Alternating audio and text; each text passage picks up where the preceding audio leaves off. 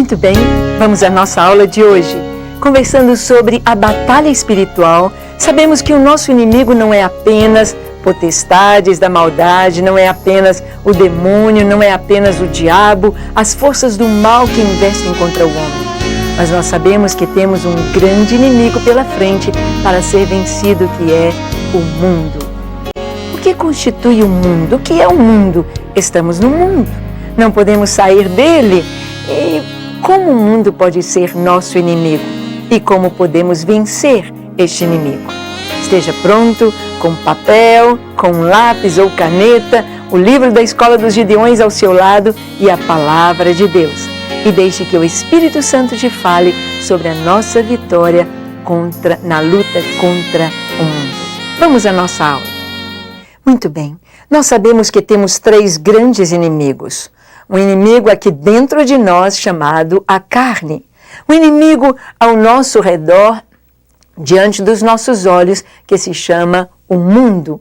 E um inimigo que habita nas regiões celestes, aí nos ares, aí nas nuvens, aí que está vigiando, olhando, espreitando os filhos dos homens, que se chama Satanás, demônios, com todos os seus asséculos, com todo o seu exército da maldade. E no nosso estudo de hoje vamos ver sobre a luta contra o mundo. O que constitui mesmo o mundo? É a batalha espiritual dentro do que a Bíblia nos mostra. Há muitas pessoas que fazem um curso de batalha espiritual e aprendem apenas a lutar contra o diabo. E o diabo leva a culpa de tudo. Tudo o que acontece foi ele que fez, veio dele, e aprendem a guerrear contra as trevas. Mas muitas vezes dizem, sai em nome de Jesus. E o problema continua, porque o problema não é o diabo. O problema não são os seus demônios, o problema ou está dentro, é a carne, ou então está ao redor, é o mundo. Vamos ver então um pouco sobre este inimigo que se chama mundo. Ele é o inimigo número 1, o mundo. Esse número 1 não é apenas dizendo que ele é o mais forte, que ele é o principal, apenas que nós estaremos começando a partir dele. Este inimigo número 1, o mundo. Vivemos em uma época em que devemos nos voltar cada vez mais para as Escrituras Sagradas. Neste tempo, nós vamos ver que a própria Bíblia, ela nos fala a respeito da ocasião em que nós vivemos. O apóstolo Paulo vai dizer em Romanos capítulo 12, versículo 1, não vos conformeis com este mundo, ou não vos conformeis com o presente século. Não nos conformarmos, não tomarmos a forma do mundo, porque o mundo quer nos colocar do seu jeito para nos destruir, para tirar toda a vida, toda a alegria do cristão. Quando o cristão está com um pé no mundo, um pé na igreja, ele não tem a vida que emana de Cristo, ele não tem a vida abundante. A Bíblia nos diz, nos últimos dias sobrevirão tempos difíceis, pois os homens serão egoístas, avarentos, jactanciosos, arrogantes, blasfemadores, desobedientes aos pais, ingratos, irreverentes, desafeiçoados, implacáveis, caluniadores, sem domínio de si, cruéis, inimigos do bem, traidores, atrevidos. Uau! Que grande esta lista! E nós podemos ver exatamente tudo isso acontecendo hoje. O primeiro título da lista é egoístas. Hoje a máxima das pessoas é, eu tenho de ser feliz. Se a minha esposa não me faz feliz, eu largo minha esposa e caso com outra. Se meu marido não me faz feliz, eu o deixo de lado e caso com outro. Porque eu tenho de ser feliz. As crianças querem ser felizes. Eu quero a minha vontade, tenho de fazer do meu jeito, porque eu quero ser feliz. Isto é o egoísmo. Avarentos, querendo tudo para si, orgulhosos, arrogantes, blasfemadores, desobedientes aos pais. Algo que nós vemos hoje acontecendo de uma maneira escancarada aos nossos olhos. A falta de respeito. Se as crianças não têm respeito aos pais, não vão ter respeito aos professores, quando crescer não vai ter respeito ao guarda de trânsito, às autoridades, e assim vai um efeito cascata, o coração deteriorando. diante da sociedade e a pessoa vai perdendo a beleza da vida. Continuando o texto, Paulo diz em 2 Timóteo 3 que os homens serão enfatuados, mais amigos dos prazeres do que amigos de Deus, tendo forma de piedade, negando-lhe, entretanto, o poder. Então, a palavra de Deus nos traz um quadro das pessoas nos dias de hoje. As pessoas mundanas, atrás de coisas vazias, atrás de coisas vãs, coisas que não satisfazem. Egoístas, desobedientes, ingratos. E nós vemos que a rebeldia, ela traz o coração dentro deste parâmetro de ingratidão. E Paulo, então, ele pinta o quadro, ele coloca na tela exatamente as pessoas como nós vemos hoje, as famílias como nós podemos contemplar hoje. Nos últimos dias, diz a palavra. Vamos ver então um pouco sobre este inimigo. A palavra mundo, cosmos, se refere ao universo inteiro. Sistema solar, as estrelas, nebulosas, constelações. Nós temos aqui várias palavras, várias conotações da palavra mundo. A primeira, então, seria esta, mundo como cosmos. E cosmos, no grego, implica esse sistema onde nós vivemos, o mundo, um mundo físico.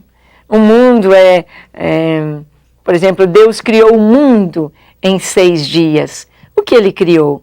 A terra, os animais, os peixes, as estrelas, o sol, a lua, as constelações, o universo. Isso é mundo, o mundo. E nós vamos ver que existe a palavra mundo dentro do Evangelho de João como a humanidade. João diz no capítulo 3, 16, diz, porque Deus amou o mundo de tal maneira. Não é o mundo universo o nosso inimigo. Não é o mundo humanidade o nosso inimigo. Mas o termo mundo, quando é usado no Novo Testamento de uma maneira negativa, significa o sistema que pensa e age de acordo com os princípios e alvos de Satanás. Este sistema mundano, este sistema que está aí governando as pessoas, este sistema que dita as normas para as famílias, dita as normas para os jovens, dita a moda, dita as gírias, dita o jeito de... Este sistema que diz que mentira é normal, este sistema que diz que adulterar é uma coisa normal, prostituir é normal, ficar é normal, este sistema mundo é o nosso inimigo. É esse inimigo número 1 que está aí com uma grande pressão tentando fazer cair. Então, prosseguindo, vamos ver aqui que o mundo é o local onde se experimenta alegria e tristeza. Porque a tristeza, segundo Deus, produz arrependimento para a salvação, que a ninguém traz pesar, mas a tristeza do mundo produz morte.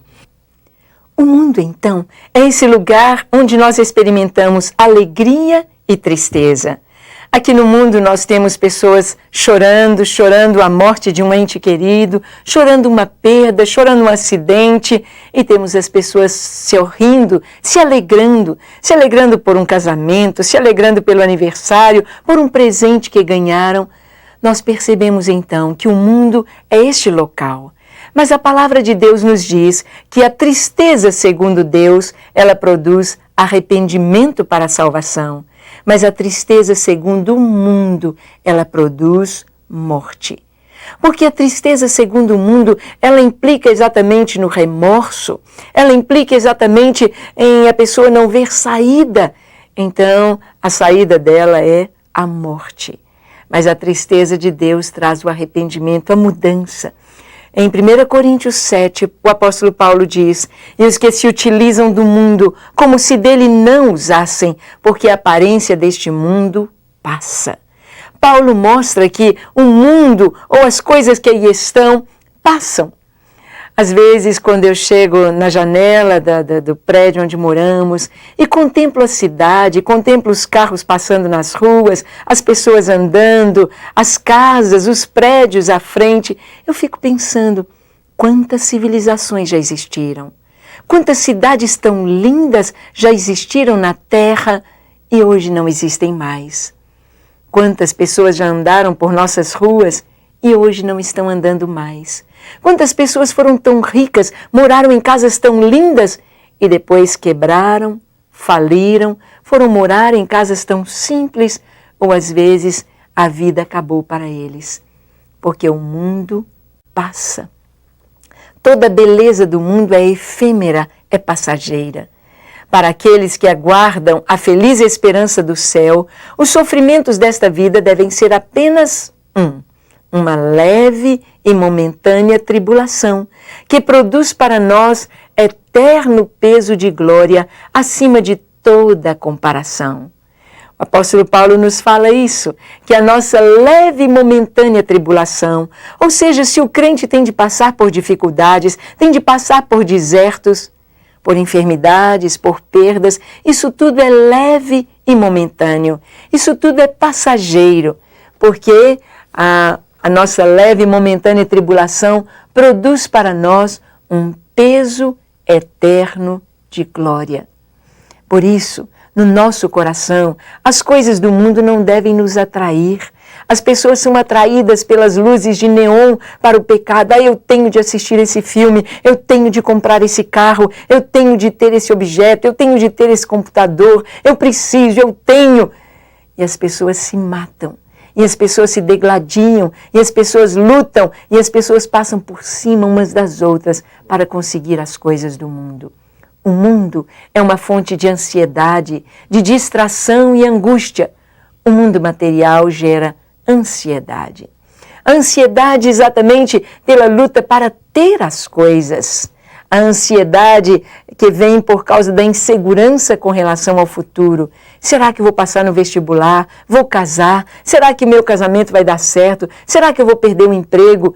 Será que eu vou ser promovido? Vou ser mandado embora? A ansiedade no trânsito, no dia a dia, correndo. O homem moderno é um homem ansioso, palpitação, as doenças várias. Mas a palavra de Deus nos diz que nós não devemos dar lugar à ansiedade, que nós devemos ter um coração descansado em Deus. O mundo é a arena em que a humanidade experimenta a sua dependência. Tudo que nós precisamos é do mundo. Para nos vestir, a roupa vem do mundo. Vem ou de vegetais, como o algodão, como o linho, ou de animais, como a seda, como a lã. O que comemos vem do mundo. A nossa casa, tudo está girando em torno do planeta Terra. Mas, na verdade, quem é o nosso provedor é Deus. E não podemos nos esquecer disso, que quando nós confiamos nele, descansamos nele, nós experimentamos o real prazer de viver. Vencendo a ansiedade. Jesus diz em Mateus 6,33, buscai, pois, em primeiro lugar o seu reino e a sua justiça, e todas estas coisas vos serão acrescentadas. Jesus fala no Sermão do Monte para a multidão que estava junto dele, pais, mães, avós, primos, pescadores, publicanos, artesãos, romanos, gregos, judeus, aquela multidão ali que vinha de várias partes. Jesus disse para aquela multidão, não andeis ansiosos por coisa alguma. Não andeis ansiosos com que comeremos, que vestiremos, com que nos cobriremos, porque Jesus disse, os homens, os gentios é que procuram essas coisas, mas vocês devem buscar em primeiro lugar o reino de Deus e buscar a sua justiça em todas estas coisas, a comida, a bebida, a roupa, a casa, são acrescentadas. Então, quando o Senhor está em primeiro lugar em nossas vidas, nós já temos a vitória contra a ansiedade que o mundo traz. Estar ansioso é ser mundano. O mundo suscita preocupação. Toda preocupação suscitada pelas condições do mundo é pecaminosa. Há pessoas que chegam a dizer com certo orgulho, com um certo ar de nobreza e de que estão absolutamente certas, elas dizem, eu sou muito preocupado. Eu estou preocupado com minha família, com o futuro, com os filhos, com os adolescentes. Eu estou preocupado com as catástrofes. Estou preocupado com o efeito estufa no mundo. Eu estou preocupado com a ecologia. Eu estou preocupado. A palavra já diz pré-ocupado. Está ocupado antes da hora. Nós não podemos assumir um peso que não aguentamos. A preocupação nos faz perder a visão. A preocupação nos tira do prumo. A preocupação diminui nossos reflexos. A preocupação é pecado. Deus quer que nós confiemos nele e saibamos que ele está acima de todas as coisas. Ele governa o mundo, a história e as nossas vidas.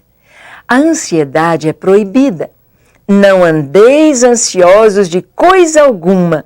Em tudo, porém, sejam conhecidas diante de Deus as vossas petições pela oração e pela súplica com ações de graças. Não andeis ansiosos. É uma ordem do Senhor.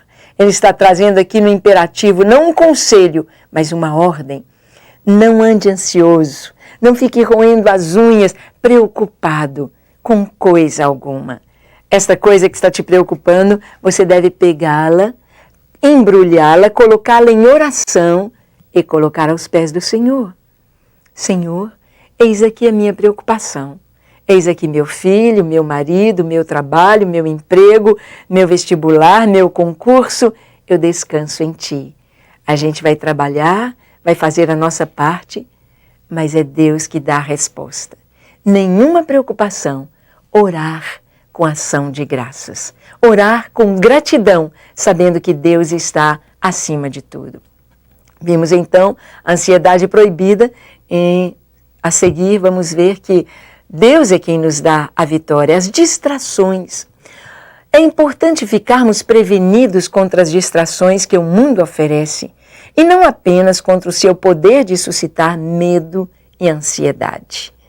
Vamos ver que o mundo, ele traz o medo e a ansiedade. Ai, o que eu vou comer? Ai, como eu vou pagar essa conta? E isso é a ansiedade. Mas nós devemos ter cuidado com as distrações, porque as distrações, elas também são uma armadilha do mundo para nos tirar do prumo de Deus. A distração é quando eu perco tempo. Eu perco tempo, tem revistinhas que chamam passatempo. Será que a gente tem tanto tempo assim para perder? Há pessoas que às vezes ficam horas e horas assistindo filmes e filmes que não acrescentam nada. Quando você assiste um bom filme, um documentário, um filme legal que traz um relax, que traz uma mensagem muito bom, que acrescenta a sua vida. Mas quantos que as pessoas assistem só como um passatempo? Sabem que é uma porcaria aquele filme, mas não tenho nada para fazer. Será? Tanta coisa pode ser feita. A preocupação mostra que não confiamos de verdade em Deus. Sua palavra nos diz: sabemos que todas as coisas cooperam para o bem daqueles que amam a Deus, daqueles que são chamados segundo o seu propósito. Aqui o texto não nos diz assim, sentimos que todas as coisas, percebemos, não, sabemos. Nós temos de saber que todas as coisas contribuem para o nosso bem, que tudo, Deus tem o controle sobre todas as coisas e nós podemos descansar no Senhor. Sabemos. Quando eu sei que a minha vida está nas mãos do Senhor e que todas as coisas que acontecem, quer sejam boas, quer ruins, elas passam pelo crivo da vontade de Deus, eu descanso. Muitas lágrimas deixariam de doer tanto, de fazer tanto as pessoas sofrerem, se elas soubessem. Quantos crentes sofrem de burrice, porque não sabem que todas as coisas cooperam para o bem dos que amam a Deus. Muitas pessoas vivem procurando distrações para ocupar o seu tempo, como música, televisão, teatro, revista, história em quadrinhos, novelas, filmes, cinema, internet, conversas nos bares e muito mais. Distrações, jogando o tempo fora, jogando a vida fora. Conta-se de um menino que saiu com o pai para caçar E o pai deu um estilingue, um bodoque. E o pai precisou fazer alguma coisa que deixou o filho ali numa clareira e disse, você fique aqui. O papai vai até ali à frente, ele estava pesquisando aquela floresta, os animais, e deixou o filho num lugar seguro e disse, você fique brincando com seu bodoque. E o menino viu um pote cheio de pedrinhas brilhantes ali naquela árvore e foi pegando uma por uma e atirando. Atirava para o alto, atirava para as árvores. E quando o pai chegou, aquele pote estava com apenas 2 ou 3 pedrinhas. E o pai disse, o que é isso? Ele falou, pai, esse pote aqui estava cheio dessas pedrinhas. E eu fui atirando todas elas, atirei para todo lado. E o pai disse, meu filho, você encontrou um tesouro. Isso estava cheio? Ele disse, sim. E você jogou tudo fora? Apenas 3 sobraram. Assim, o nosso tempo, cada dia é como uma joia preciosa. Não é para tirar ao léu, não é para jogar fora, mas é para viver intensamente. Cada dia é um milagre de Deus, um milagre para ser bem vivido na presença do Senhor. Paulo recomenda que o cristão redima o tempo, porque os dias são maus. Efésios 5,16. A distração nada mais é do que permitir que as horas passem sem qualquer preocupação. É comprá-las para jogar fora. Quantas distrações! Comprar para jogar fora, para não usar. A vida passa tão depressa.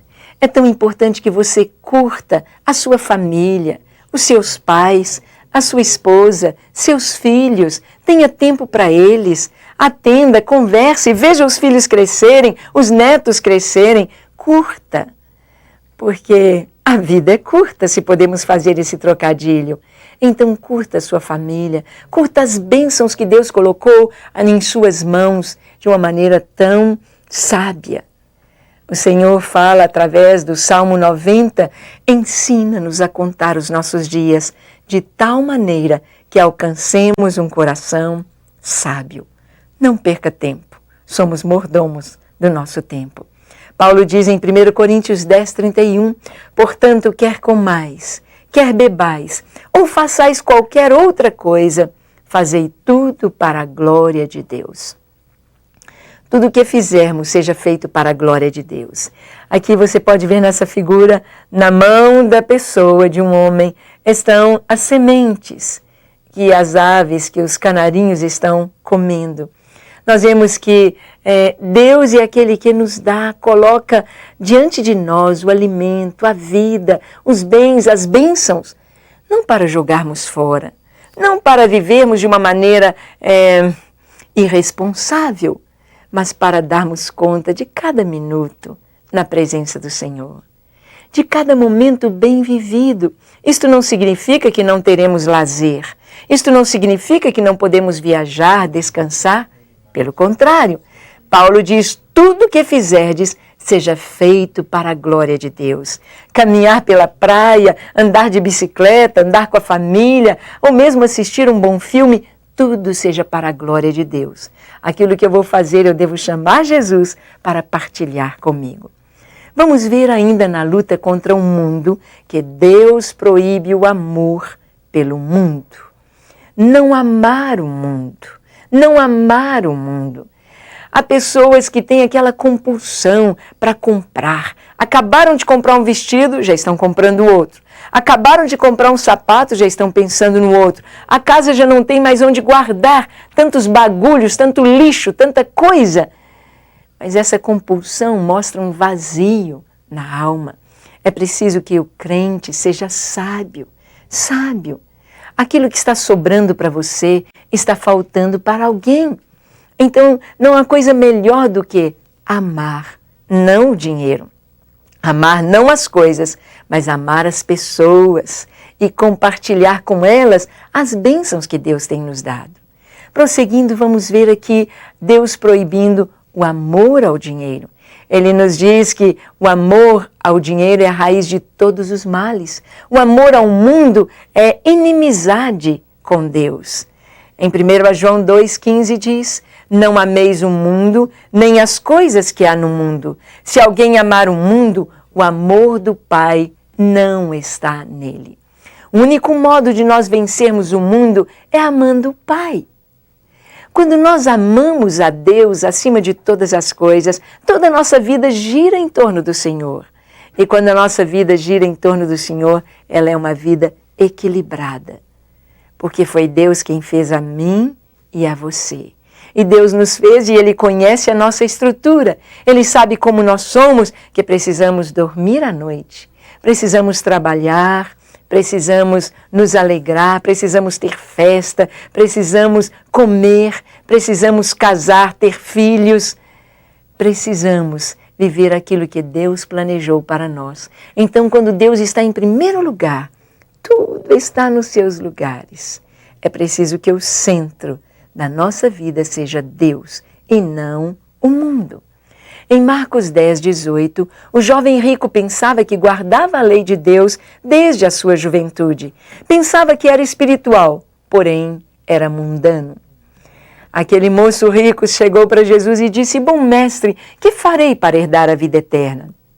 E Jesus disse: Por que você me chama bom?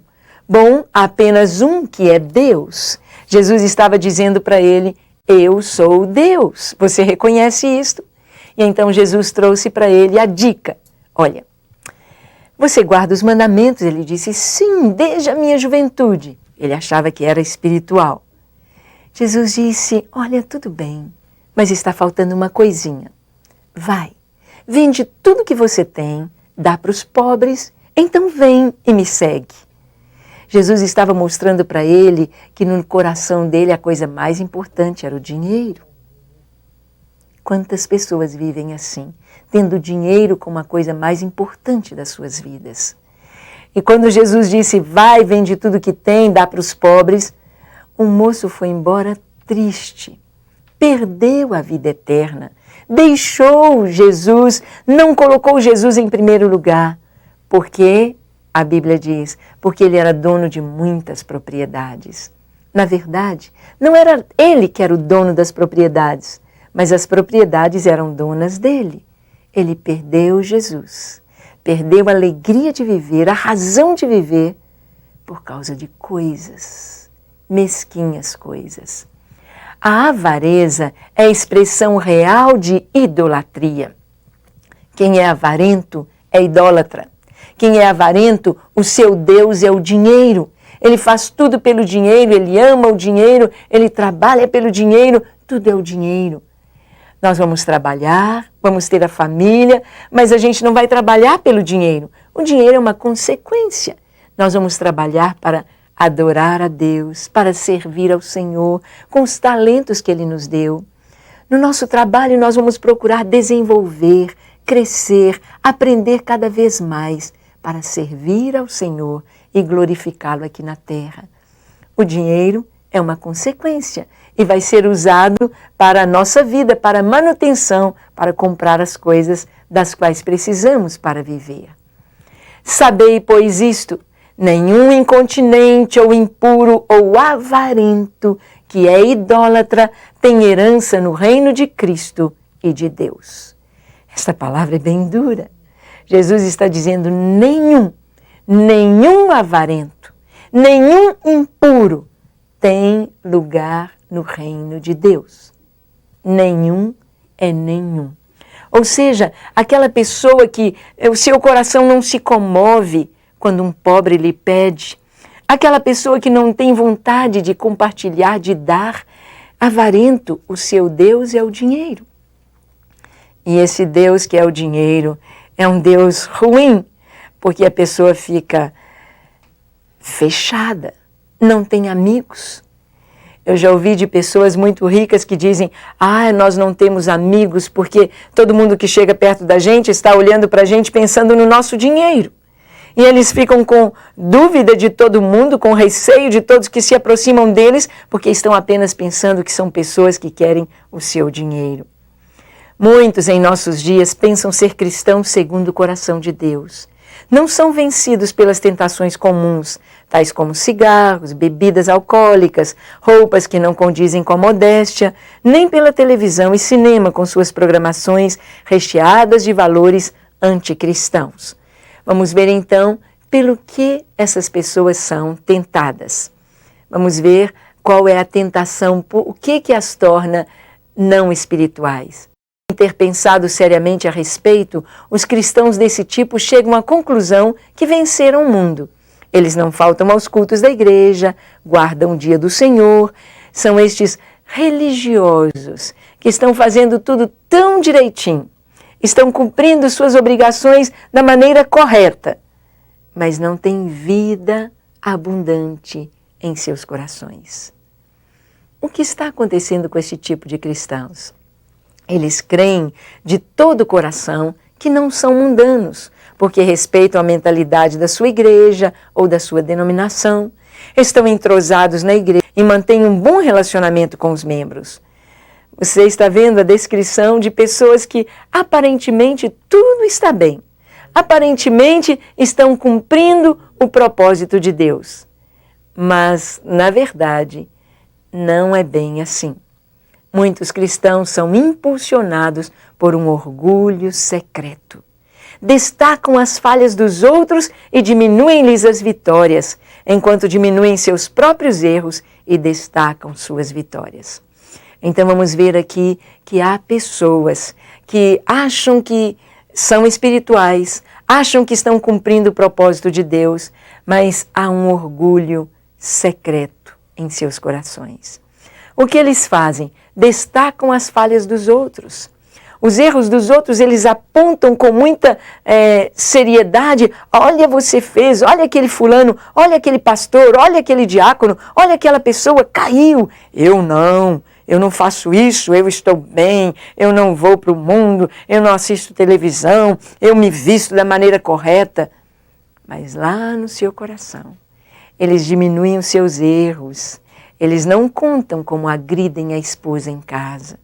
Eles não contam como são pais irresponsáveis que não conversam com seus filhos, não dialogam com seus filhos. Eles não contam para os outros que a sua família é triste, porque tem um pai ausente, ou uma mãe que não dá a mínima para os seus filhos. Uma mãe que está às vezes ocupada com as coisas da igreja e deixa sua casa às baratas. Não faz comida, não cuida da casa, não cuida da roupa e se sente tão espiritual. O cristão deve estar consciente de que existem no mundo só dois tipos de pessoas: os filhos de Deus e os filhos do diabo. Tudo mais é invenção humana. Esta palavra é uma palavra bem radical, bem dura, mas muito importante. De acordo com João capítulo 8, verso 44, Jesus estava dizendo para os fariseus que eles são filhos do diabo. Puxa, mas eles cuidavam das coisas de Deus com tanto zelo. Eles davam seu dízimo, eles jejuavam 2 vezes por semana, faziam as suas orações, liam a Bíblia. Como Jesus podia dizer que eles eram filhos do diabo? Por causa do seu legalismo, do seu orgulho. O mundo atrai desta forma também, querendo fazer com que as pessoas se sobressaiam no meio das outras, que elas se achem melhores do que as outras. Jesus disse aqui na terra: não chameis ninguém de pai, porque um só é o vosso Pai. Não chameis ninguém de mestre, porque um só é o vosso mestre, e vocês todos são irmãos. Somos o rebanho do Senhor, somos ovelhas do seu pasto. Ninguém é mais importante que ninguém. O mais importante é Jesus. Vamos ver aqui então a vitória sobre o mundo. Como podemos ter vitória sobre o mundo? Como que nós podemos vencer o mundo? Este mundo que está aí ao nosso redor, que nos traz distrações, este mundo que nos traz preocupações, este mundo que nos traz ansiedades, este mundo que atrai, que chama os jovens com suas luzes de neon, com a sua fumaça nas suas discotecas, com as suas músicas ensurdecedoras. Este mundo que está atraindo os adolescentes e às vezes pessoas até mais velhas também para as tatuagens, para os piercings, para as coisas da moda, sem compreender aquilo que estão fazendo. O que é isso que o mundo tem atraindo as pessoas? O que a maioria faz ou pensa não representa necessariamente a vontade de Deus. De acordo com Êxodo 23, 2. Receosos de perecer, isolados ou minoritários, muitos se curvam ante o argumento de que todos estão fazendo. Então é algo que nós vemos muito entre os jovens. Todo mundo faz isso. Todo mundo fica, todo mundo namora desse jeito, todo mundo faz assim, todo mundo. O caminho é largo que conduz à perdição e todo mundo está indo por ele. Mas o caminho é estreito que conduz para a vida e são poucos os que vão por ele. Todo mundo, uma hora, vai se arrepender tarde demais. Já do outro lado, como aquele homem rico que morreu e foi para o inferno, e ele pediu Jesus, pediu, Pai Abraão, manda que Lázaro volte lá para os meus irmãos e fale para eles não virem para aqui. É terrível, é horrível esse sofrimento.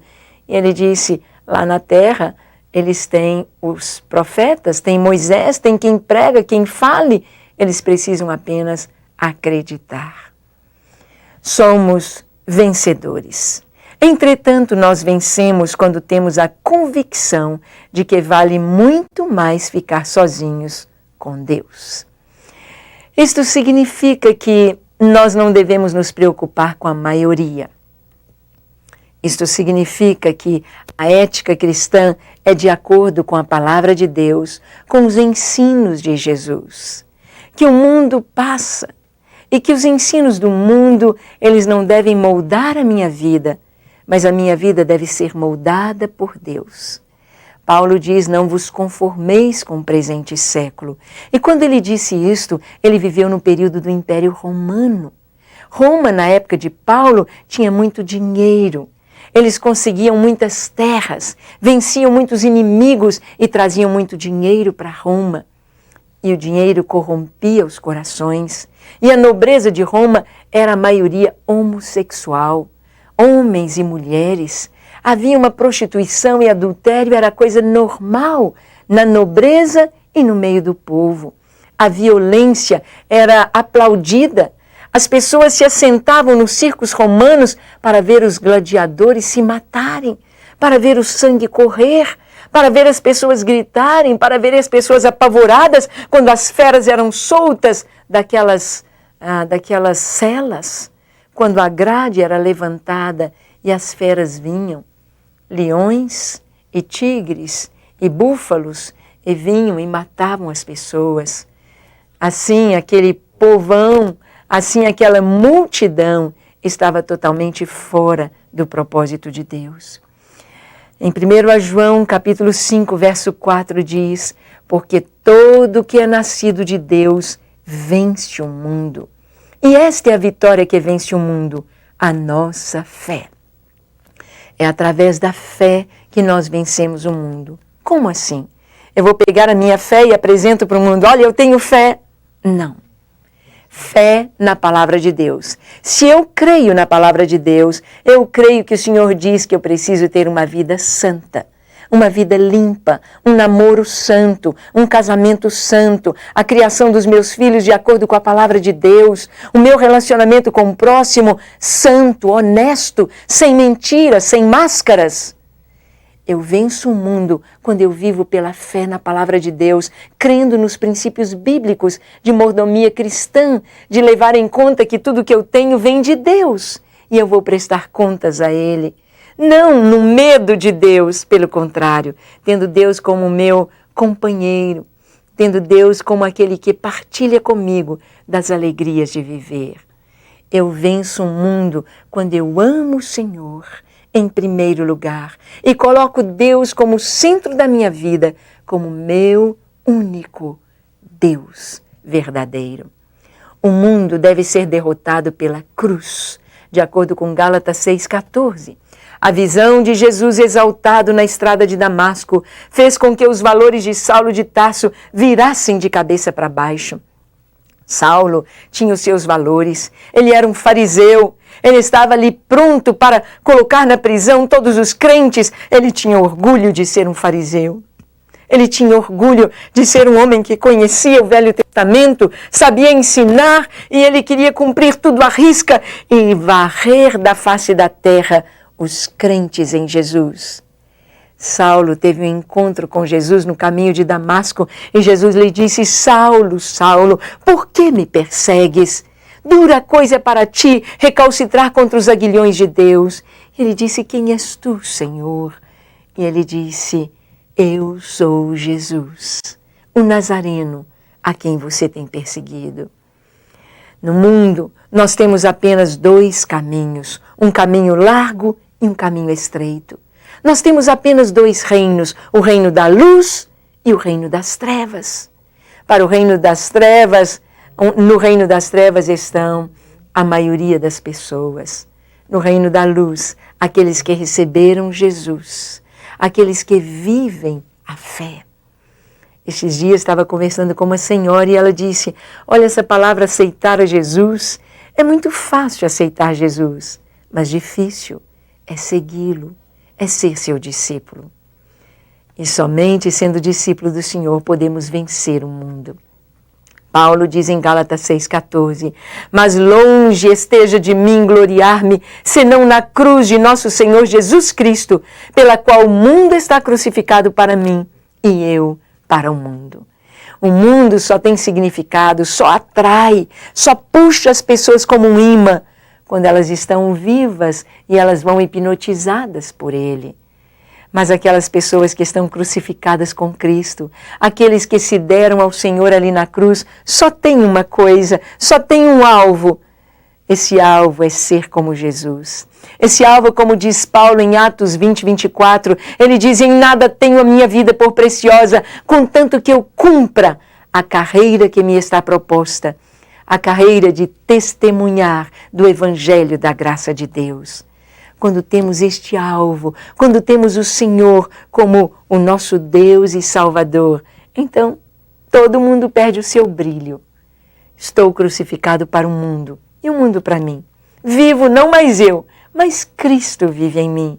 E ter Cristo, nada da terra se compara com Cristo. Nenhum tesouro, nenhum ouro do mundo, nenhum prazer carnal, nenhuma luxúria, nenhum copo de bebida, nenhuma tragada de droga se compara com a reação, se compara com a experiência gloriosa de estar na plenitude de Deus, de contemplar a sua face e de adorá-lo em espírito e em verdade. Os mais valiosos benefícios, jamais contemplados pelos homens, vieram pela mediação da cruz. Nós vamos ver que através da cruz nós temos as maiores bênçãos. Nós temos a salvação das nossas almas. Nós temos a vitória sobre o pecado, a vitória sobre o mundo, a vitória sobre o mal, sobre as hostes da maldade. Através da cruz de Cristo, nós podemos entrar na presença de Deus, viver na presença de Deus, e nós temos a promessa, temos a vida eterna. E aguardamos aquele momento glorioso quando seremos transformados na própria imagem do Senhor. A vitória da cruz traz para nós uma nova vida, um novo contexto. Paulo diz: estou crucificado com Cristo, logo já não sou eu quem vive, mas Cristo vive em mim. E esse viver que agora tenho na carne, vivo pela fé no Filho de Deus, que me amou e a si mesmo se entregou por mim. Viver com Cristo, viver como Cristo, viver em Cristo, é viver em vitória. É andar com os pés aqui na terra, mas com o coração nos céus. É andar cumprindo a nossa agenda aqui na terra, mas com os nossos sonhos voltados para aquele grande dia, quando receberemos a coroa da vida. Aquele grande dia, como heróis, quando seremos condecorados pelo próprio Jesus. Quando ouviremos o Senhor dizer: Bem está, servo bom e fiel. Foste fiel no pouco, sobre o muito te colocarei. Entra no gozo do teu Senhor. Na cruz, Jesus disse o não determinante a todos os apelos e tentações do mundo. Tomar a cruz e seguir o Mestre significa o mesmo. Jesus, ele não enganou seus discípulos. Ele não prometeu um mar de rosas. Ele não prometeu, como a teologia da prosperidade prega, que todo mundo vai ser rico, que ninguém vai ficar doente e que nós somos super crentes. Não, o Senhor não nos prometeu isto. Ele disse, no mundo passais por aflições, mas tende bom ânimo. Eu venci o mundo. Jesus não nos disse que estaríamos isentos de provas, de enfermidades, de desemprego, de nudez, de fome, de espada. Muitas pessoas citam esse texto, que nós somos mais do que vencedores em Cristo, mas esquecem do contexto em que o apóstolo Paulo fala essas coisas. Paulo diz isto na carta aos Romanos, no capítulo 8, e ele cita as coisas pelas quais nós somos vencedores. Paulo diz assim, aqui a partir do versículo 31, Paulo diz, que diremos, pois, à vista dessas coisas? Se Deus é por nós, quem será contra nós? Aquele que não poupou seu próprio filho, antes por todos nós o entregou, porventura não nos dará graciosamente com ele todas as coisas? E ele vem dizendo que todas as coisas nós temos em Cristo. Em Cristo. E ele fala aqui que nós somos mais do que vencedores em todas estas coisas. Aqui, ele diz no versículo 33, quem intentará acusação contra os eleitos de Deus? É Deus quem os justifica. Quem os condenará? É Cristo Jesus quem morreu, ou antes quem ressuscitou, o qual está à direita de Deus e também intercede por nós. Quem nos separará do amor de Cristo? Será a tribulação, ou a angústia, ou a perseguição, ou a fome, ou a nudez, ou o perigo, ou a espada? Como está escrito, por amor de ti somos entregues à morte o dia todo, fomos considerados como ovelhas para o matadouro. Verso 37, em todas estas coisas, porém, somos mais do que vencedores por meio daquele que nos amou. Paulo está dizendo que nós somos mais do que vencedores em quê? Na nudez, na espada, na angústia, na perseguição, no perigo, nestas coisas. Muitos querem dizer, tudo posso naquele que me fortalece, como se esse tudo posso fosse fora do contexto. Mas Paulo está dizendo, eu posso tudo naquele que me fortalece, porque eu sei estar em pobreza e em riqueza. Eu sei ter abundância e sei passar por necessidades. Eu posso tudo, tanto a pobreza quanto a riqueza, naquele que me fortalece. É importante saber isto. É preciso tomar a decisão de evitar conformar-se com a cultura pagã dos nossos dias. Para se conseguir a nova mentalidade antimundana, é necessário deixar conscientemente de imitar os habitantes da terra. Deuteronômio 12, 29. Em Romanos 12, versículo 2, Paulo diz, não vos conformeis com este mundo. O mundo, ele tem uma forma e ele quer nos colocar na sua forma. Se nós somos líquidos, se nós não tomamos a forma do Senhor. E Jesus disse, se você quer me seguir, tome cada dia a sua cruz e siga-me. Tomar a cruz é fazer a vontade do Senhor. É estar dentro da palavra de Deus, dentro do propósito dele. Tomar a cruz é querer deixar a nossa vontade e querer a vontade de Deus. Isto é tomar a cruz. Isto é vencer o mundo. É vencer este grande inimigo. A vitória sobre o mundo só pode ser alcançada por quem muda o objeto do seu amor. Enquanto amamos o mundo, enquanto amamos as coisas, enquanto amamos a família, o marido, os filhos, mais do que a Deus, estas coisas tornam-se o nosso Deus e nos fazem sofrer. Porque podemos perder estas coisas a qualquer momento. A qualquer momento podemos perder o marido, a esposa, a família, o dinheiro, o emprego, mas não podemos perder Jesus. Se eu quiser ter um coração voltado para Deus, Ele precisa possuir o meu coração. É impossível servir com amor aos dois senhores, Deus e Mamon, Deus e a riqueza. Quem busca o reino de Deus como prioridade não pode ao mesmo tempo buscar em primeiro lugar a fortuna. Um dos grandes atrativos do mundo é o dinheiro, é a fama. E as pessoas vão atrás disto. E se matam, se degladiam, se destroem, se confrontam e pisam uns nos outros por causa do dinheiro, da fama, do poder. Mas quando Jesus é o nosso Deus, está entronizado em nosso coração, é o mais importante para nós, todo o brilho do mundo se vai. É preciso que Ele seja o objeto do nosso amor, o centro da nossa vida. A nova vida e o amor ao próximo. Quem realmente ama a Deus, experimenta a realidade da recomendação de Jesus. Mais bem-aventurado é dar do que receber. Nós experimentamos esta realidade quando damos a uma alegria que enche o nosso coração. Quando damos, estamos com o coração aberto. Experimente dar um sorriso, dar o coração, dividir o seu dinheiro, os seus bens, é maravilhoso.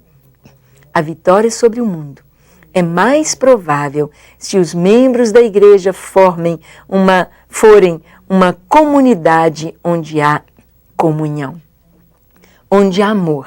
Os montes caem, as barreiras caem por terra, porque o amor vence. O amor vence tudo, vence as barreiras.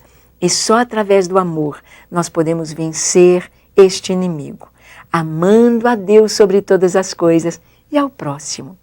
Amando ao próximo como Jesus nos amou. O amor, tendo Deus em primeiro lugar. E Deus é amor. Aí nós vamos experimentar a vitória sobre o mundo. Os vínculos do amor mútuo na família de Deus criam um remédio forte, mais do que eficaz para repelir o amor pelas coisas. Seguindo as exortações do Senhor, os primeiros irmãos tinham tudo em comum. Tudo em comum. Isto é tão maravilhoso. Saber que nós podemos repartir com aqueles que não têm. O que está sobrando para mim está faltando para alguém. Então vamos dar. Quando nós damos, estamos plantando. Dar. Não voltarás as costas aos necessitados, mas compartilharás de todas as coisas com teu irmão e não dirás ser exclusivamente tua. Quando nós damos, quando nós compartilhamos, nós estamos agindo semelhantes a Deus. Deus amou e Deus deu. E quando nós amamos, nós estamos sendo semelhantes a Ele. Estamos parecidos com Jesus, dando, vencendo o mundo. Onde estiver o teu tesouro, aí estará também o teu coração. Este é o resumo da nossa vitória sobre o mundo. Se o nosso tesouro é o Senhor, se a coisa mais importante para nós é servir a Deus, é amá-lo, é obedecer a Ele, é adorá-lo com serviço, é tomar cada dia a cruz e seguir Jesus. Então teremos uma vida bonita, uma vida santa, uma vida de vitória. Vitória sobre o mundo, vitória sobre o pecado, vitória sobre a tentação, porque estaremos seguros em Cristo, abrigados nele, porque ele será mais precioso do que todo o dinheiro da terra, porque nós não o trocaremos por nada deste mundo. A vitória sobre o mundo é o amor a Deus, é a entronização de Jesus no nosso coração. Amém? Então viva como um Gideão da oração, da adoração, da pregação da palavra em santidade. Viva para Deus, remindo o tempo. Que Ele te abençoe grandemente e até a nossa próxima aula, se Deus quiser.